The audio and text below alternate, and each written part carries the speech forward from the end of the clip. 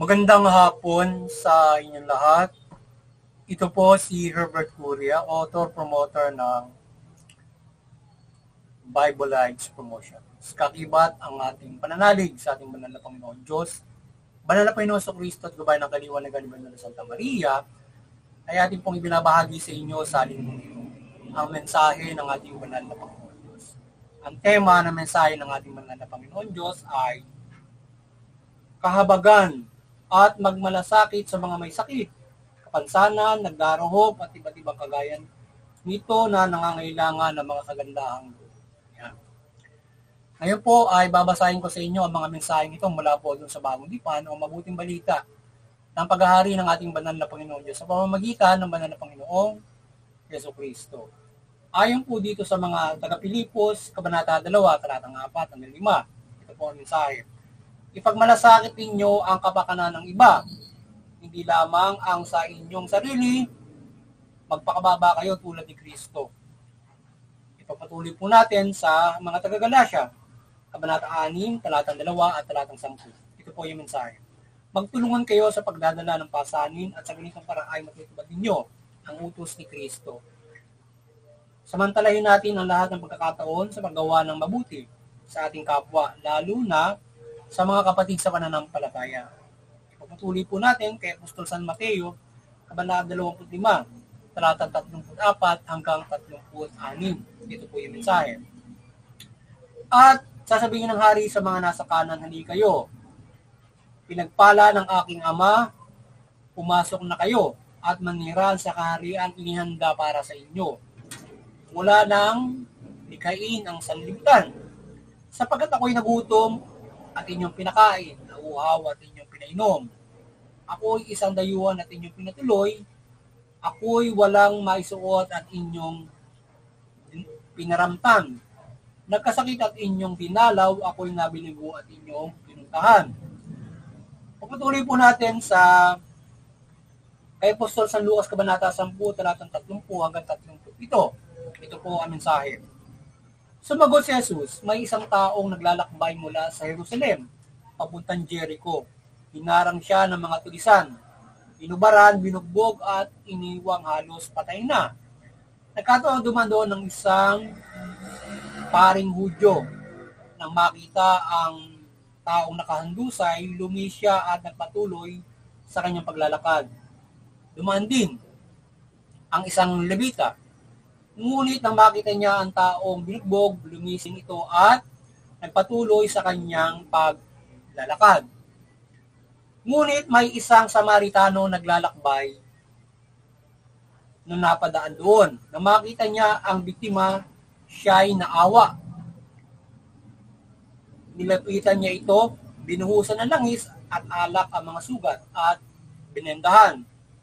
Pagkatapos, isinakay niya ang lalaki sa kanyang asno at dinala ito sa bahay panuluyan upang maalagaan siya.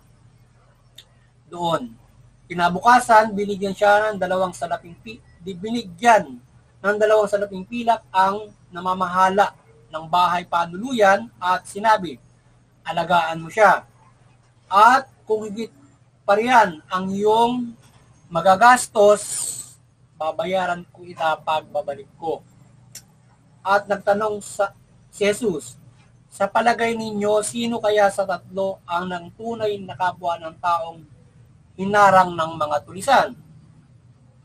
Ang taong tumulong sa kanya, tugunan ng dalubhasa sa kautusan. Kaya sinabi sa kanya ni Jesus, kung gayon, humayo ka at ganun din ang gawin ninyo. Pagpatuloy po natin sa 1 Korinto, Kabanata 13, talatang 3. Ito po ang mensahe. Ipamigay ko man ang lahat kong ari-arian at ialay ko man ang aking katawan upang sunugin kung wala naman akong pag-ibig, walang kabutihang idudulot ito sa akin. Ito po ang mensahe at salita ng ating banal na Panginoon Diyos. Pasalamatan po natin ng ating banal na Panginoon Diyos, banal na Panginoon Kristo, at banal na Espiritu Santo. Ngayon po ang ating banal na Santa Maria. Maraming salamat po, banal na Panginoon Diyos, banal na Panginoon Kristo, banal na Espiritu Santo, at banal na Santa Maria. Ngayon po ipaliliwanag ko sa inyo ang mga mensaheng ito. Mula po sa tema na kahabagan at pagmamalasakit sa mga may sakit, kapansanan, nagdaruhok, at iba't ibang kagaya nito, nangangailangan ng kagandahang loob. Yan. Yan po ang nais pong ibabatid sa atin ng ating banal na Panginoon Diyos na kung paano tayo, ano yung kalugod-lugod sa Kanya at paano tayo mamumuhay na mayroong kaligtasang spiritual at makapamumuhay tayo na maka-spiritual, kundi tayo ay mamuhay na mayroon tayong pagmamalasakit sa ating kapwa, mayroon tayong habag, mahabag tayo at magmalasakit tayo sa ating kapwa sa pamamagitan ng mga pagtulong. Yan, gaya ng ating mga nabasa na binanggit ng ating mabuting balita. Yan, sabi ng Panginoon Diyos, tayo ay pagmalasakit natin ng kapakanan ng iba, hindi lamang yung ating sarili. So tayo ay maging concerned din sa ibang mga tao at kagaya nito particular yung mga may sakit, yung mga may kapansanan, mga naghihirap na at iba't ibang mga pangangailangan ng mga tao. Ano man yung depende sa pangangailangan, pwedeng pinansyal, pwedeng sa pamamagitan ng tulong na iba't ibang tulong na maaari natin matulungan yung ating kapwa-tao at na nangangailangan. So, kaya yan ang nais ng banal na Panginoon na tayo mamuhay na nagtutulungan sa bawat isa sa pagdadala natin ng ating pasanin. Huwag tayong magsawa sa paggawa ng mabuti sapagkat napalaking nagpala o balik. At syempre, kaligtasang spiritual na maaari natin tamasahin kung ganyan yung mga kabutihan na ating magagawa at nagtutulungan tayo sa pamumuhay na ito. Nais ng ating banal na Panginoon, hindi lamang kung ikay walang salapi o pinansyal para makatutulong ka sa ating kapwa-tao sa ibang pamamaraan na kagaya nung binanggit doon, kahit wala ka man salapi, kung may nakita kang binulpik, na aksidente, iba't ibang mga kagaya noon, ay pwede natin dalahin sila sa ospital at paggamot. Diba? May mga sakit na walang umatindi, biglang na aksidente or nakasakit sa puso, tulungan natin sila na sila ay mabigyan ng first aid or sila ay madala natin sa ospital. Mga ganyang klase ng mga pagtulong, hindi lamang pinansyal. Diba? Kung tayo may kakaya ng pinansyal, ay tulungan natin pinansyal ng mga tao na mga nangailanong lalo na yung nagdaraho na kailangan. Ngayon, pwede naman yung nagdaro, tayo walang pinansyal, pwede naman natin sila tulungan dilapit sa pamahalaan. Kung meron tayong kamalayan sa pamahalaan, yan, na ating mga kaya. Yan. Pwede tayong sa pangkalahatan, pwede tayong magsaboses ng harapan ng tao, pamumuling pamamahala para doon sa pangangailangan ng lahat. Di ba? Mga ganun mga bagay. Lalo na yung talagang nasa sadlak doon sa talagang walang asahan. Di ba? So, yun. Yan. So, kaya maraming pamamaraan na pagtulong na maaari nating magawa, hindi lamang financial, para tayo ay makatulong sa ating kapwa. Ano man yung ating status sa buhay, mahirap, mayaman, hihingan ka man, o ikaw man ay wala pinag-aralan, kung kayo mo makatulong, tumulong kasi iba't ibang pamamaraan para ikaw ay maging kalugod-lugod sa Panginoon Diyos at tayo ay nagtutulungan. Ayat yan ang nais ng ating banal na Panginoon. Anong kagandahang loob na magagawa mo sa kapwa at pagmamalasakit at yung kahabagan, yan ay tayo mahabag sa ganong klase ng mga katatayuan ng mga taong may hina, may sakit, yan, yung nagkaroon ng ganong klase ng mga situation, aksidente, or mga naghihirap na kababayan, tayo mahabag at magkaroon tayo ng puso. Sa iba't ibang pamamaraan, matutulungan natin sila, syempre sa lahat ng mabuting pamamaraan, gagawin natin. Kaya nga huwag tayo magsawa sa paggawa ng mabuti. Lahat ng mabuti gawin natin para makatulong tayo. Sabagat yung gawang yan ay isa sa mga nais ng banal na Panginoon na mahalimuyak na sa Kanya. At syempre hindi lang yung pagtulong na yan ay part na maging mahalimuyak na tayo mismo ng ating sarili ay maging mahalimuyak na tayo sa Panginoon sa pamamagitan ng pagtupad at paggawa ng mabubuting bagay. So maging mahalimuyak tayo sa Panginoon Diyos na handog na buhay kung tayo gagawa ng napakagandang mga bagay mula sa pagtupad ng kanyang kalooban, kagaya niya, pagtulong. Hindi lamang tayo doon sa pagtulong, magiging mahalimuyak sa banal na Panginoon Diyos, kundi sa lahat ng mabuting pamumuhay sa mundong ito. Tayo nagiging mahalimuyak na hain sa ating banal na Panginoon Diyos bilang buhay na hain na gumagawa ng mabuti para sa ating banal na So yun ay napakaganda sa ating banal na Panginoon Diyos. Kaya tayo ay yan yung nais niya, na tayo maging mahabaging, mababang loob, magmalasakit tayo sa ating kapwa. Yan ay ilan sa mga kalooban o pagiging matuwid, mabuti, na nais ng banal na Panginoon Diyos na ating sa buhay, sa pamumuhay na ito, na mayroon tayong kahabagan at pagmamalasakit sa kapwa, kagaya ng yan, pagtulong sa iba't ibang mabubuting pamamaraan na maaari nating itulong sa kapwa. Hindi naman lahat ng pagtulong ay sa pera lamang, kundi maraming mga pagtulong na maaari nating gawin, hindi lang sa pamamagitan ng mga pananalapi. Lalong-lalo na yung iba, syempre kung ikaw ay binigyan ng Espiritu Santo na Panginoon Diyos ng biyaya, ng katalinuhan, at ikaw ay siyang mayroong pinagpala para sa maraming pananalapi, binigyan ka ng kaisipan niya, ikaw ay siyang tagatulong sa simbahan, tagatulong ka sa iyong kapwa para dyan sa mga bagay yan. Ngayon, kung tayo naman ay may halimbawa, depende kasi rin yan sa sistema. Ngayon, kahit napakaganda pa ng sistema ng ating bansang ito, lahat ay mayroong standard o sinasabing magandang pinikita, ay mayroong dumarating sa pagkakataon na kung pinansyal na pagtulong ay mayroong halimbawa, bumagyo. So, yung bumagyo was na was, so pwede natin silang matulungan, relief good, etc. etc. Diba? Kahit may pera pa sila, kung walang mabibilan yan, kailangan mo ng pansamantalang tulong para maharatingan sila. Diba? Maraming mga bagay na pwede nating maitulong kahit na tayo ay napakayamang bansa pa. Lalong-lalo na kung tayo mayroong problema sa inequality ng ating bansa, na talagang marami yung naghihirap. At marami rin, siyempre, yung dumaraan sa pagsubok at dumaraan sa nagpipil na nangangailangan nating ibangon sila para sila ay muling magkaroon ng magandang pamumuhay. At dumating man yung pagkakataon na tayo man yung dapandapa, sila naman yung magbabangon sa atin sa mga ganung mga bagay. Kaya mahalaga ang bawat pagtulong, hindi lamang pananalapi or iba't ibang mga bagay, kagaya din ng mga pananalapi. Tulong ka, bibigyan mo ng trabaho yung tao. Malaking bagay yung mabigyan mo ng trabaho yung kapwa-tao mo. Matulungan mo sila, di ba? Pwede rin, ano ba, maglulukulo ka ng mabuting tagapamahala. So, tulungan natin magkaroon tayo ng isang mahusay na mga politikong laban natin iluklok para tayo naman ang tulungan niya sa isang magandang pamamahala. So, magandang mga bagay.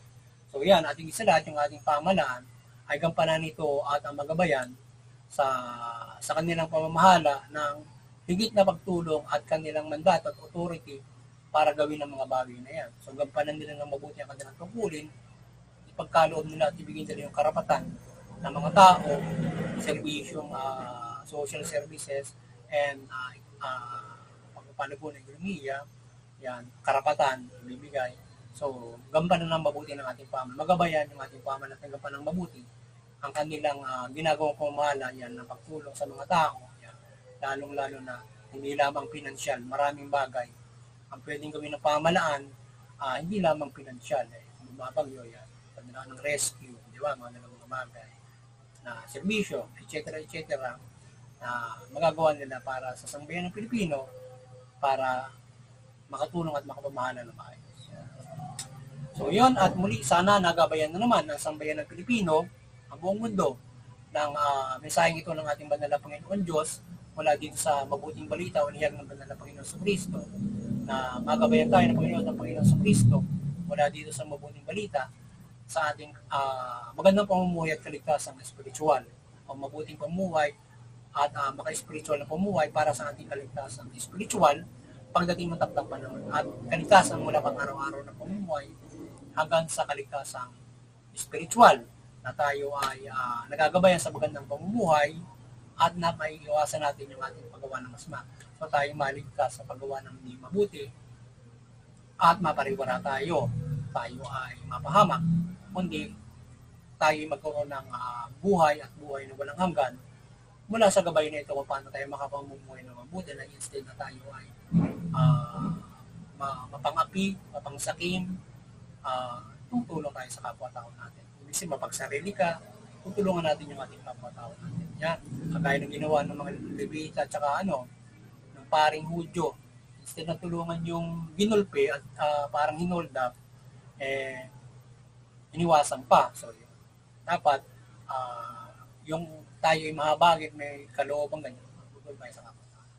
So, yan muli, sana ay kayong naliwanagan. Muli, sana ay kayong magabay at magkaroon ng kaligtasan ng Espiritu at patuloy kayong makinig ng mabuting balita, hindi lamang mula dito sa atin at iba't ibang mga nagpapahayag at lalong-lalo na siyempre sa ating simbahan na ating pakinggan yung salita ng ating banal na Panginoon Diyos. At magabayan tayo para sa ating kaligtasan spiritual. At muli, sana ay patuloy tayong nananampalataya tayo na patuloy tayong gabayan ng ating banal na Panginoon Diyos, Panginoon Jesucristo, banal na Espiritu Santo at ang banal na Santa Maria ng kanyang presensya, ng kanyang kaliwanagan at pagmimilagro sa atin. Yan, sa lahat ng bagay, hindi lamang doon sa presensyang yon at iba't ibang bagay. Yan. At tayo ay dumalangin na kahilingan sa ating banal na Panginoon Diyos, Panginoon Jesucristo, sa tulong ng banal na Santa Maria, na tayo ay pagpalain sa ating mga kahilingan. Yan, iba't ibang mga bagay. Yan. At muli doon sa interfaith unity, ay maliwanagan yung lahat ng mga reliyon. Patuloy tayo na magkaisa, mag-unawaan para maiwasan natin yung hindi pagkakaunawaan, sigalutan, nauwi sa karahasan, digmaan. At naiwasan din ng mga walang pananampalataya, yung mga hate crimes yan, para kayo makisa sa interfaith unity para mag-unawaan tayo ng iba't iba nating mga relihiyon at tayo ay nagkakaunawaan. Nakagagabay tayo mula sa ating pagkakaisa ng bawat mga reliyon, nakagabay ka ng pagkakaisa at mula mabubuting aral nito na kapayapaan, pagtutulungan, pagmamahalan sa bawat pamilya, komunidad, bansa at mundo. At muli doon sa CBCP and Vatican Church, yung patuloy kayong maliwanagan ng Banal na Santa Maria at patuloy yung pagbuklurin, yung sangatawan sa pananampalataya sa Panginoon Diyos, mula Panginoon Jesucristo at mabuting balita. Yan. Sa ating munting kakayanan, ay patuloy tayong nananampalataya ng paggabay ng ating banal na Panginoon Diyos, Panginoon Jesucristo, banal na Espiritu Santo, banal na Santa Maria ng kanyang presensya at ibang mga ng kanyang kapangyarihan pagmimilagro sa ating pagbabahagi ng balita. At kayo ay ating mabuklod sa pananampalataya sa Panginoon Diyos, mula Panginoon Jesucristo at banal na Espiritu Santo. At tayo ay patuloy na makagabay sa ating pamahalaan sa pamamahala nito ng mabuti sa ating paggabay na ito ay maliwanagan ng presensya ng banal na Santa Maria, iba't ibang pagmimilagro at sa gabay ng mabuting balita. Yan. At yung mga pamahalaan ay maliwanagan ng banal na Santa Maria, magabayan kayo ng mabuting balita at talimain ninyo ito at mamahala kayo ng mabuting patuwid. Tugunin ninyo yung karapatang tao. Sa kayo makikinabang yung inyong mga mamamayan sa inyong mabuting pamamahala at sila ay mga pamumuhay ng patas, maunlad, mapayapa at higit sa lahat makakapanampalataya sila ng lubos sa banal na Panginoon Diyos, mula Panginoon Jesucristo at anumang kanilang pinananampalatayaan. Ayan, muli, magandang hapon sa inyo lahat at sana ay patuloy tayong pagpalain at protektahan ng banal na Panginoon Diyos sa sama-sama natin sa buhay ang mabuting balita. Magandang hapon sa inyo lahat at God bless you.